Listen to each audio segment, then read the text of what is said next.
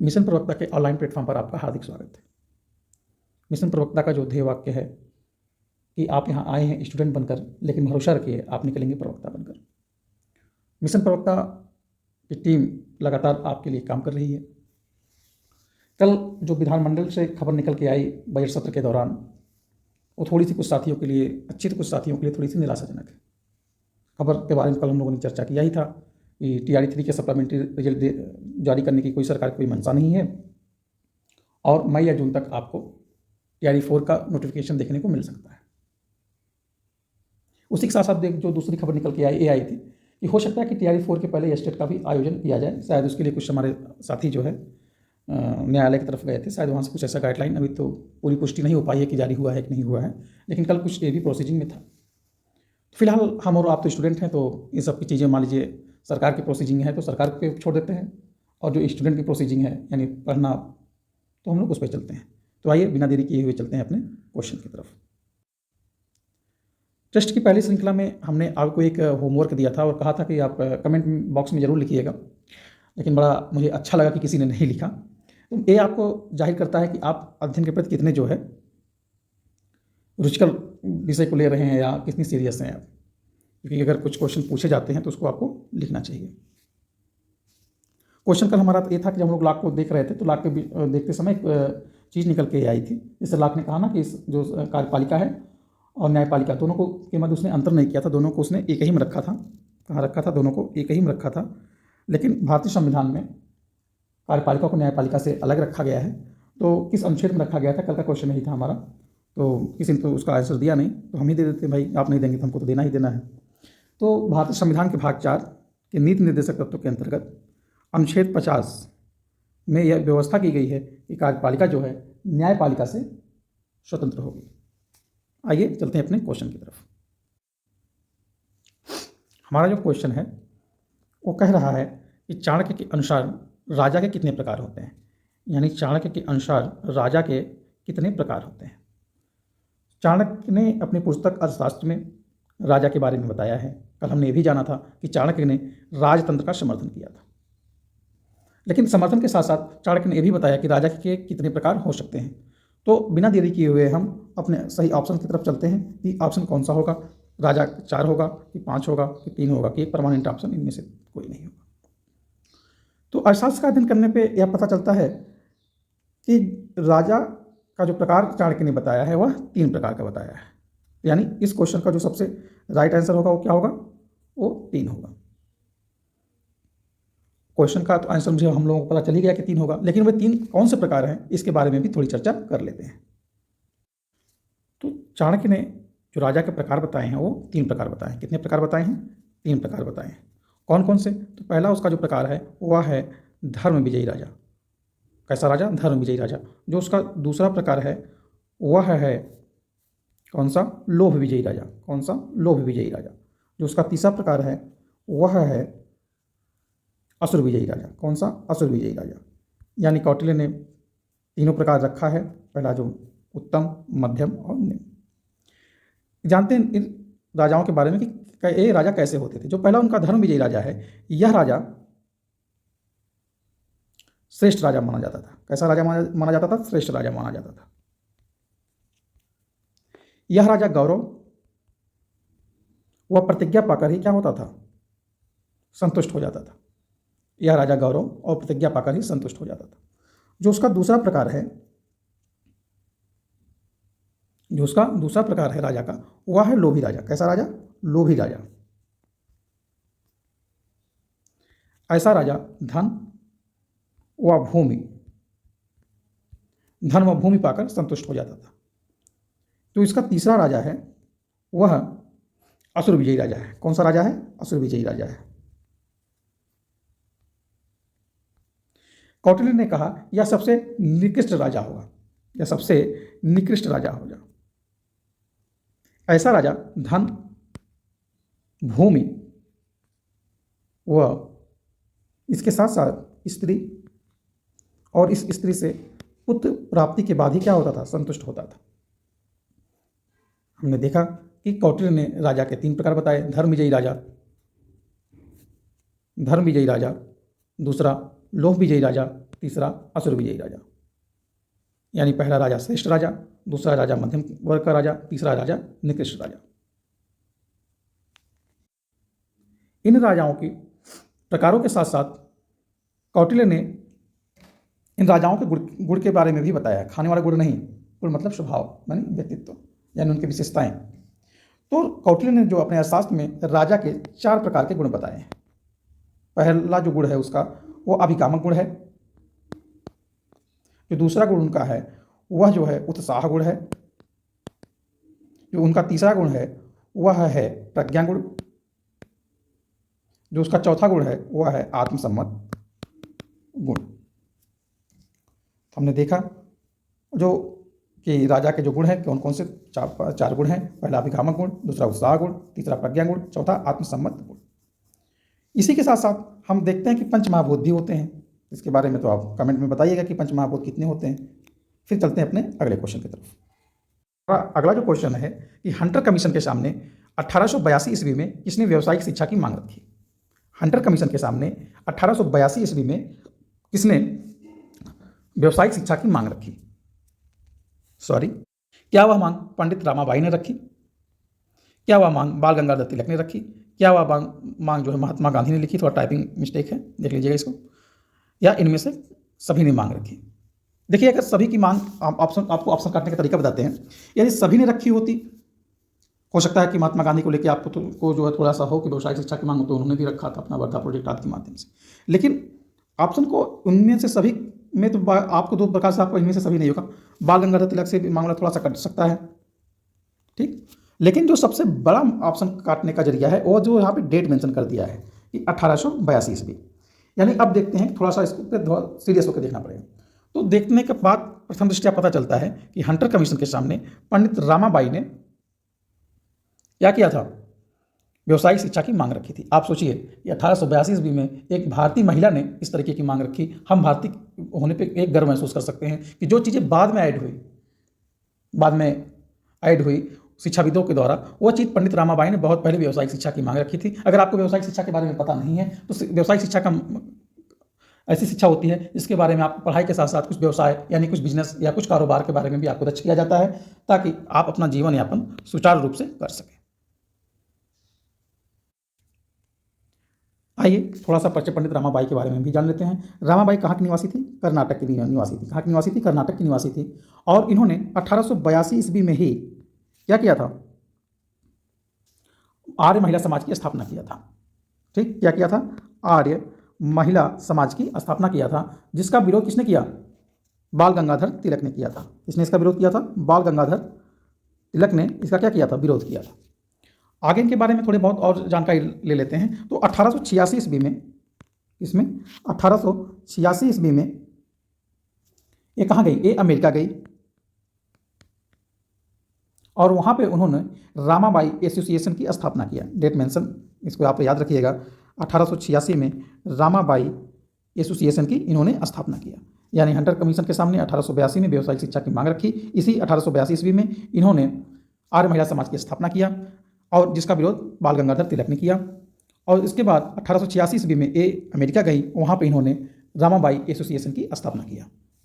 इस तरीके से इस क्वेश्चन का जो राइट आंसर हो जाएगा, क्या हो जाएगा? पंडित रामाबाई।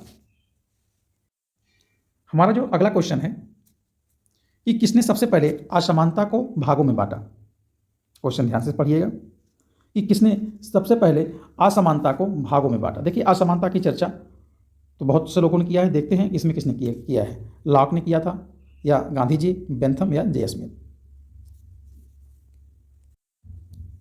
इस क्वेश्चन के अवसरों में थोड़ा सा हमको लगता है कुछ टाइपिंग एरर है, क्योंकि यहाँ पे सबसे राइट आंसर नहीं दिया गया है आई थिंक। क्योंकि सबसे पहले जो प्राकृतिक मतलब असमानता को बांटा था, तो असमानता के बारे में तो सबसे पहले देखिए अरस्तु ने किया था, ठीक है। अरस्तु ने इसका जिक्र किया था। लेकिन यहाँ पे जो है आप इसको चेंज कर लीजिएगा तो हल्का सा ऑप्शन, क्योंकि सबसे पहले जो बांटने का काम किया था वो अरस्तु ने किया था। तो हम जे स्मिथ को हटा के यहाँ पे अरस्तु कर देते हैं। क्या कर देते हैं? अरस्तु कर देते हैं। सॉरी, रूसो कर देते हैं, क्योंकि रूसो नहीं बांटा था। किसने बांटा था? रूसो ने बांटा था। तो यहाँ पे हम रूसो कर देते हैं। चौथा जो ऑप्शन आपका होगा रूसो होगा, क्योंकि यही आपका क्या है? राइट आंसर है, ठीक। थोड़ा सा तो मुझे लगता है टाइपिंग एरर हो चुकी है, क्योंकि देखिए अरस्तु ने सबसे पहले असमानता के बारे में बताया। और लेकिन सबसे पहले जो बांटा पहली बार किसने बांटा था? रूसो ने बांटा था। ठीक है, आइए देखते हैं रूसो ने कितने प्रकार से प्राकृतिक असमानता को बांटा था। देखिए, रूसो ने असमानता को दो भागों में बांटा। कितने भागों में बांटा? दो भागों में बांटा। पहला था उसका प्राकृतिक असमानता, जो दूसरा उसका था वह है परंपरागत असमानता।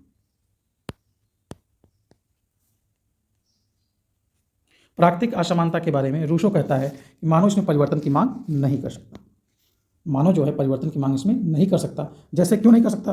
क्योंकि ये जो ए असमानता है ये प्रकृति असमानता है। जैसे स्त्री पुरुष, अब कोई स्त्री है कह देगी मुझे पुरुष बनना है, तो उस समय तो संभव नहीं था ना। आज मान लीजिए संभव हो सकता है, वैज्ञानिक युग है, लेकिन उस समय संभव नहीं था।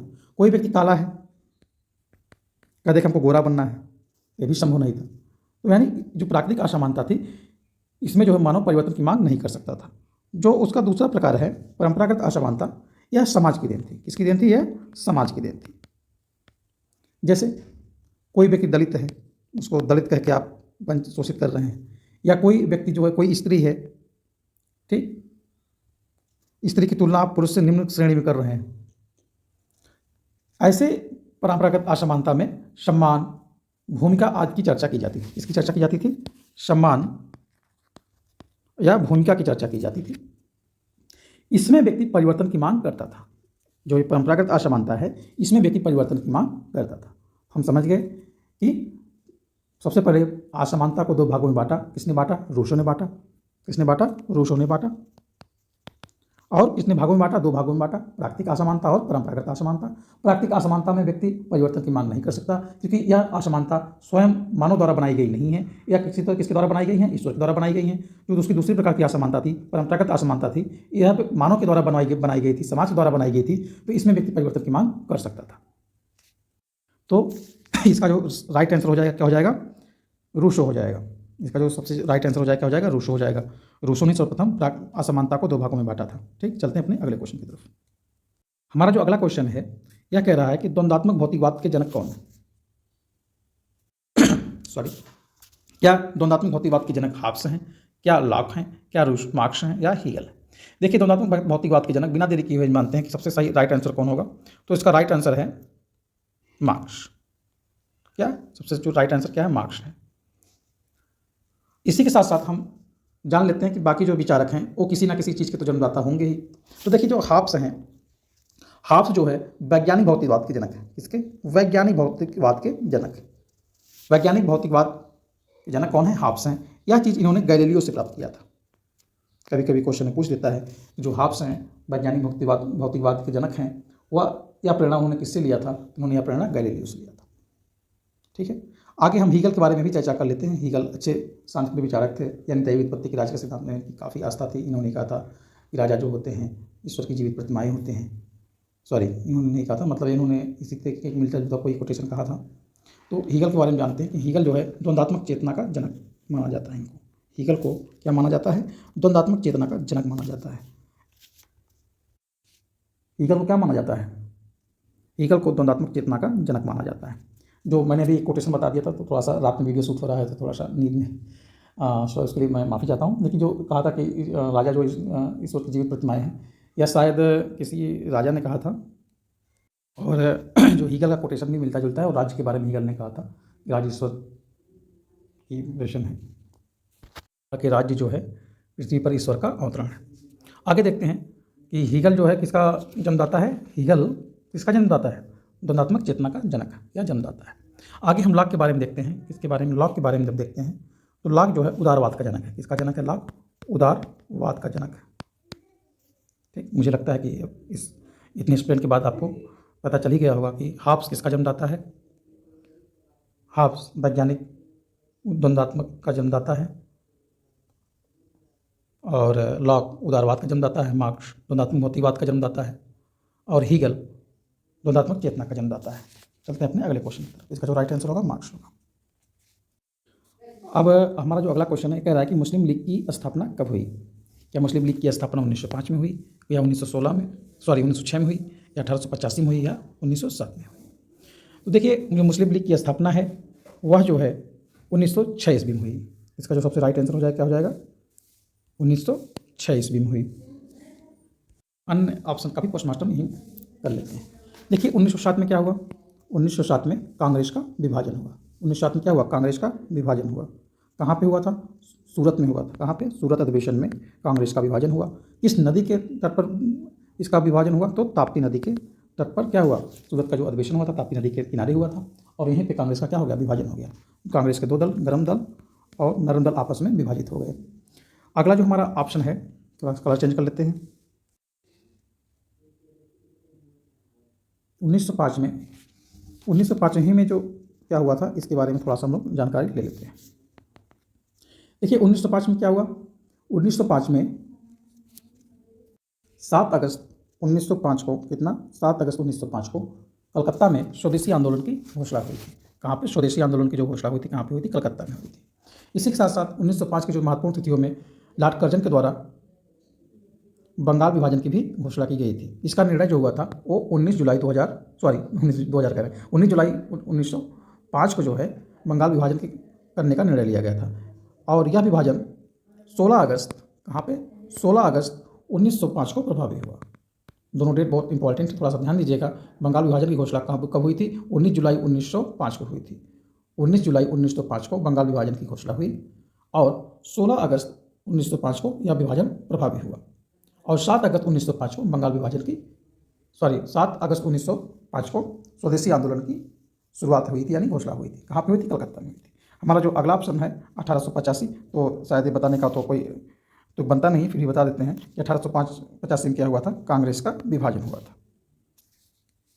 हमारा जो अगला क्वेश्चन है कि कांग्रेस की अध्यक्षता करने वाले प्रथम अंग्रेज का क्या नाम था, यानी कांग्रेस जो संस्था बनी थी इसकी अध्यक्षता करने वाले अंग्रेज का नाम क्या था, जो पहली बार कांग्रेस की अध्यक्षता किया था। जॉर्ज यूले था, ए ह्यूम था, लॉर्ड कर्जन था, कि लॉर्ड कैनिंग था। तो बिना देरी किए हुए अपने सही ऑप्शन की तरफ चलते हैं। हमारा जो सबसे सही ऑप्शन है वह है जॉर्ज यूले। बाकी के बारे में जान लेते हैं कि बाकी के बारे में थोड़ा सा पोस्टमार्टम करते हैं। ए ह्यूम जो थे क्या थे, कांग्रेस के संस्थापक माने जाते हैं। ह्यूम को कांग्रेस का हम लोग संस्थापक मानते हैं। दूसरे लॉर्ड कर्जन हैं, अभी हमने अगले वाले क्वेश्चन में इनकी चर्चा तो काफ़ी किया था कि 1905 में बंगाल विभाजन या कांग्रेस का 1907 में जो है जो विभाजन हुआ था, इन सब में महत्वपूर्ण भूमिका निभाने वाले कौन थे, लॉर्ड कर्जन थे, क्योंकि इन्होंने ही 19 जुलाई 1905 को जो वाराणसी में जो कांग्रेस का अधिवेशन हुआ था, वहीं पे इनके द्वारा ही कुछ ऐसी नीतियाँ बनाई गई जिसमें से कांग्रेस की फूट की शुरुआत हुई वहीं से हुई थी। यानी 1905 में जो कांग्रेस का अधिवेशन हुआ वाराणसी में, कुछ इनके द्वारा ऐसी नीति बनाई गई कि कांग्रेस में विभाजन की शुरुआत वहीं से हुई। आगे हम लॉर्ड कैनिंग के बारे में जानते हैं। लॉर्ड कैनिंग को दयालु कैनिंग भी कहा जाता है। लॉर्ड कैनिंग को दयालु कैनिंग भी कहा जाता है और ये 1857 की क्रांति के समय भारत के शासना प्रमुख कर सकते हैं आप, ठीक, भारत के गवर्नर जनरल भी थे। यानी अब शासना प्रमुख आपको ना समझ में आए तो गवर्नर जनरल हमको बोलना ही पड़ता है। लॉर्ड कैनिंग को हम दयालु कैनिंग भी कहते हैं। 1857 की क्रांति के समय भारत के सर्वोच्च शासक यही थे, यानी भारतीय गवर्नर जनरल थे। चलते हैं अपने अगले क्वेश्चन की तरफ। हमारा जो अगला क्वेश्चन है कि भारत का पहला भारत सचिव कौन बना। भारत का पहला भारत सचिव कौन बना। ऑप्शन हमारे हैं चार्ल्स ली, रिपन, मैकाले, चार्ल्स वुड। तो बिना देरी किए हुए चलते हैं अपने ऑप्शन की तरफ। जो भारत के प्रथम सचिव बने थे उनका नाम था चार्ल्स वुड। उनका नाम था चार्ल्स वुड। ये जो है 1858 का जो अधिनियम आया था, 1858 का जो भारत शासन अधिनियम आया था, उसी के तहत इनकी नियुक्ति हुई थी। बाकी रिपन के बारे में या लॉर्ड मैकाले के बारे में आप जानना चाहते हैं तो लॉर्ड मैकाले की जो शिक्षा व्यवस्था के सबसे प्रमुख मुखिया माने जाते हैं ब्रिटिश गवर्नमेंट में। रिपन के बारे में आप जानते हैं कि रिपन एक उदारवादी प्रकार के जो है भारत के वायसराय थे। ठीक है, चलते हैं अपने अगले क्वेश्चन की तरफ। हमारा अगला क्वेश्चन है कि संविधान की पहली अनुसूची में क्या है। संविधान की पहली अनुसूची में क्या है। राज्यों का उल्लेख है कि वेतन भत्ते हैं कि शपथ है कि भाषा है। तो देखिए संविधान की पहली अनुसूची में हम बिना देरी किए हुए चलते हैं डायरेक्ट अपने ऑप्शन की तरफ। हमारा जो सबसे सही ऑप्शन इसमें है वो है कि संविधान की पहली सूची में क्या है, राज्यों का उल्लेख है। किसका उल्लेख है, राज्यों का उल्लेख है। दूसरी सूची हमारी वेतन भत्ते हैं। दूसरी सूची में हमारे क्या है, वेतन और भत्ते हैं। तीसरी सूची में हमारा क्या है, शपथ है। तीसरी सूची में हमारा शपथ है। जो चौथी सूची है हमारी भाषा, भाषा हमारे संविधान की 8वीं सूची में पाया जाता है। कहाँ पे 8वीं सूची में पाया जाता है। इसमें उस समय उसमें 14 मूल भाषा थी। कितनी भाषा थी, मूल 14 भाषा थी। लेकिन वर्तमान में हमारी भाषाओं की संख्या कितनी हो गई है, 22 हो गई है। फिर चलते हैं अपने अगले क्वेश्चन की तरफ। हमारा जो अगला क्वेश्चन है, या फिर मार्क्स के अनुसार नौकरशाही के कितने रूप हैं। या फिर मार्क्स के अनुसार नौकरशाही के कितने रूप हैं। क्या 4 रूप है, 5 रूप है, 8 रूप है कि 6 रूप है। देखिए, सबसे पहले नौकरशाही को मत जान लेते हैं। नौकरशाही का मतलब होता है प्रशासनिक तंत्र होता है। इसके बारे में हमने अगले लेक्चर में आपको बताया भी था कि नौकरशाही का मतलब होता है प्रशासनिक तंत्र होता है। तो एफ एम मार्क्स ने नौकरशाही के कितने रूप बताए हैं, तो देखते हैं कि कितने रूप बताए हैं। तो नौकरशाही को उन्होंने 4 रूप बताए हैं। कितने रूप बताए हैं उन्होंने? 4 रूप बताए। यानी हमारा जो इस क्वेश्चन का राइट आंसर हो जाएगा, क्या हो जाएगा? 4 हो जाएगा। बाकी हमारे ऑप्शन बिल्कुल गलत है। ये 4 रूप कौन से थे, आइए इसके बारे में थोड़ा सा चर्चा करते हैं। तो मार्क्स ने जो नौकरशाही के 4 प्रकार बताए हैं, पहला जो उनका प्रकार है वह है अभिभावक नौकरशाही। पहला जो उनका है प्रकार वह क्या है? अभिभावक नौकरशाही। दूसरा उनका है जातीय नौकरशाही। कौन सा? जातीय नौकरशाही। तीसरा उनका है संरक्षक नौकरशाही। कौन सा? संरक्षक नौकरशाही। और उनका जो चौथा प्रकार है वह है योग्यता नौकरशाही। जो उनका चौथा है वह है योग्यता नौकरशाही। अभिभावक नौकरशाही के बारे में मार्क्स का कहना है, पहले वाले के बारे में मार्क्स का कहना है कि यह जो नौकरशाही है, यह जो है सबसे विद्वानों की टोली है। किसकी टोली होगी? विद्वानों की टोली होगी। यानी ऐसे अधिकारीगण काफ़ी विद्वान होंगे और शास्त्रों मतलब नैतिकता से प्रेरित होकर आचरण करेंगे।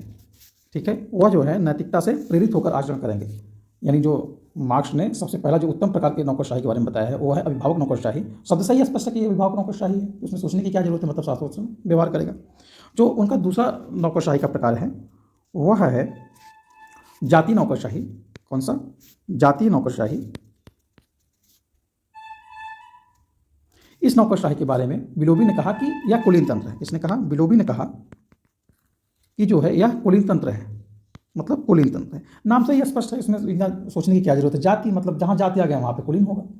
कि भाई उस समय या आज भी, आज जो थोड़ा सा पैसे के मामले में, आज वर्तमान परिवेश में थोड़ा सा जिसके पास पैसा है उसको लोग महत्व देते हैं, और उस समय जात को महत्व देते थे। तो स्वाभाविक सी बात है कि उस समय जो है जो उच्च कुल का व्यक्ति रहा होगा, जो उस समय उच्च कुल का व्यक्ति रहा होगा, उस समय, ठीक, वही जो है शासन का संचालन करता रहा होगा। तो उसमें इतना ज़्यादा मैं समझता हूँ कि कोई ज़्यादा मतलब ऐसा चीज़ नहीं कि मार्क्स ने कुछ अलग बता दिया हो। ठीक है, अगर जो उनका तीसरा प्रकार है मार्क्स का, वह है संरक्षक नौकरशाही। कैसी नौकरशाही? संरक्षक नौकरशाही। यह नौकरशाही को हम एक अलग नाम से भी जानते हैं, बहुत फेमस नाम है, क्वेश्चन हमेशा परीक्षा में पूछता भी है। कौन सा? लूट पद्धति। कौन सी पद्धति? लूट पद्धति। ठीक है, यह जो है कहाँ पे प्रचलित है? यह यूएसए में प्रचलित है। इसका एक अलग नाम और भी है। इसको हम भाई भतीजावाद भी बोल सकते हैं। इसको जो है भाई भतीजावाद भी बोल सकते हैं। यह यूएसए में प्रचलित है, लेकिन अब अगर सच्चाई बताएं तो अब यह कहाँ पे प्रचलित है? यह पूरे विश्व में प्रचलित है, और खास करके आपके अपने देश भारत में भी स्थान अच्छा खासा इसका है। भाई भतीजावाद का स्थान भारत में भी अच्छा खासा है। लेकिन इसकी शुरुआत कहाँ से हुई थी? यूएसए यानी यूनाइटेड स्टेट ऑफ अमेरिका से इसकी शुरुआत हुई थी। उनका जो नौकरशाही का जो अगला प्रकार है वह है योग्यता नौकरशाही। कौन सी? योग्यता नौकरशाही। कौन सा? सॉरी, बार बार ये भी बनता है क्योंकि योग्यता पर भी क्या लग रहा है? आज निशान लग रहे हैं। तो योग्यता नौकरशाही, इस नौकरशाही का मतलब होता है कि जो लोक सेवक हैं उनकी नियुक्ति का जो आधार होगा वह योग्यता होगी। उनकी जो नियुक्ति का आधार होगा वह योग्यता होगी। तो हम लोगों ने देखा कि मार्क्स ने नौकरशाही के 4 प्रकार बताए। पहला प्रकार उन्होंने अभिभावक नौकरशाही बताया, दूसरा प्रकार उन्होंने जातीय नौकरशाही बताया, तीसरा प्रकार उन्होंने संरक्षक वाला बताया, चौथा प्रकार हमारा उन्होंने योग्यता वाला बताया। सबसे पहले अभिभावक नौकरशाही उत्तम प्रकार की नौकरशाही है। जाति नौकरशाही को बिलोबी ने कुलीन तंत्र भी कहा था। मेरे यहाँ सबके विचार से सबसे निम्न वर्ग की नौकरशाही यही होगी, और उससे भी निम्न वर्ग की नौकरशाही होगी संरक्षक नौकरशाही, जिसे भाई भतीजावाद कहते हैं, जिसे लूट पद्धति के नाम से भी जानते हैं, जिसे परंपरागत रूप से यूएसए को इसका घर माना जाता है। ठीक, जो सबसे अंतिम प्रकार की योग्यता नौकरशाही है उसको जो है सबसे उत्तम श्रेणी में रखना चाहिए, क्योंकि इसमें जो है योग्यता के आधार पर लोक सेवकों की नियुक्ति की जाती है।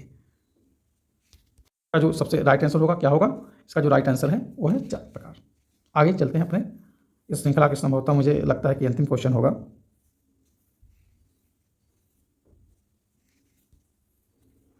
पंचायत का चुनाव कौन करता है? हमारा जो क्वेश्चन है कि पंचायत का चुनाव कौन करता है? पंचायत का चुनाव ऑप्शन हमारा चुनाव आयोग करता है, कि राज्य चुनाव आयोग करता है, कि जिलाधिकारी करते हैं, कि मुख्यमंत्री करते हैं। ठीक, देखिए ऑप्शंस में अगर ऑप्शनों के बारे में गौर करें तो ऑप्शन जो हमारा चुनाव आयोग है यह सारे चुनाव का क्या करता है? संचालन करता है। लेकिन यहाँ पे से एक शब्द जुड़ा है पंचायत, और भारतीय संविधान में पंचायतों को जो है राज्य के अधीन कर दिया गया है। किसके अधीन किया गया है? राज्य के अधीन किया गया है। तो अब तो आप समझ ही गए होंगे इसका जो राइट आंसर क्या होगा? राज्य चुनाव आयोग होगा। ठीक, बाकी चुनाव आयोग के बारे में जानते हैं। इलेक्शन कमीशन ऑफ इंडिया, भारतीय निर्वाचन आयोग, जो पूरे भारत में राष्ट्रपति इसका राष्ट्रपति, उपराष्ट्रपति, लोकसभा और विधानसभाओं के चुनाव का संचालन करता है। जो राज्य चुनाव आयोग है वो पंचायत संबंधित चुनाव का, पंचायत में जितने पद होते हैं सबका जो चुनाव होता है वो राज्य चुनाव आयोग करता है। जिला अधिकारी के बारे में जानते हैं कि जिला अधिकारी जो है चुनाव के समय सबसे बड़े जिले के अधिकारी होते हैं, निर्वाचन अधिकारी इन्हीं को कहा जाता है। और चुनाव का अगर समय नहीं है तब भी भारत में 3 ही पद, लोग बताते हैं कि 3 ही पद हैं भारत में, ठीक है। भारत में 3 ही पद हैं, एक है पीएम, दूसरे हैं सीएम और तीसरे हैं डीएम।